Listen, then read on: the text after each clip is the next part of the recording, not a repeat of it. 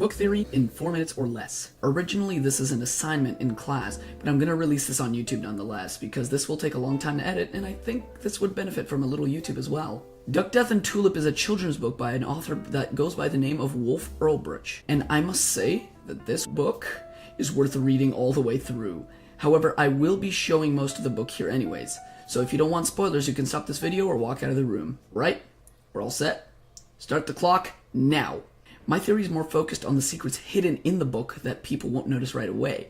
But here's a quick summary for the book before I go diving into the big stuff. Duck, Death, and Tulip is a book in which a duck meets Death and they become friends. And they were friends for a while, doing activities together and discussing about how life will be when Duck is gone.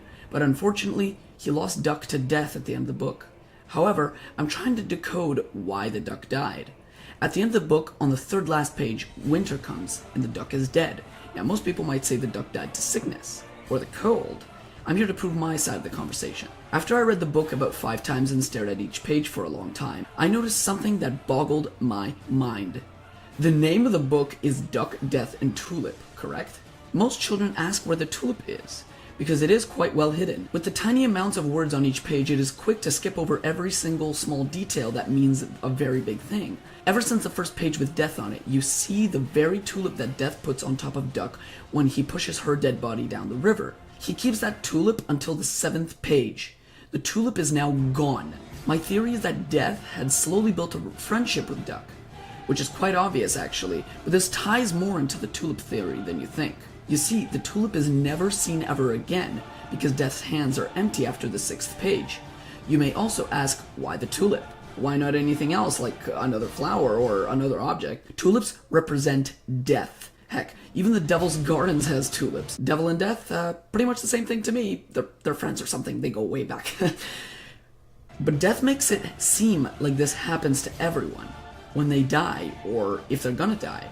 He keeps the tulip hidden from the duck, so no one ever mentions it. And children don't really care for the illustrations everywhere, so that's a smart author right there. Near the end of the book, right before Duck dies, you see a crow. And thanks to my friend Nick, same name, same thing, he told me that the crow was one of the signs for the Black Plague. However, the duck couldn't die to the Black Plague, because the Black Plague is a bit grotesque to talk about in a children's book, but Black Plague is a plague, and we can say that the crow means a plague, a sickness of some sort. The duck did die to sickness, and the tulip comes back, and Death takes it and places the duck in the great river, along with the tulip on her stomach as she drifts down the river. These quotes really made me think a lot, and they provide details that I had to infer about. Snowflakes drifted down. Something had happened. Death looked at the duck. She'd stopped breathing. She lay quite still. And on the last page, this one was very dark. For a long time he watched her. When she was lost to sight, he was almost a little moved. But that's life, thought Death. The last line proves that Death was friends with Duck, and reinforces my theory about the tulip. And so I must end here. What are my final thoughts? Duck died to sickness.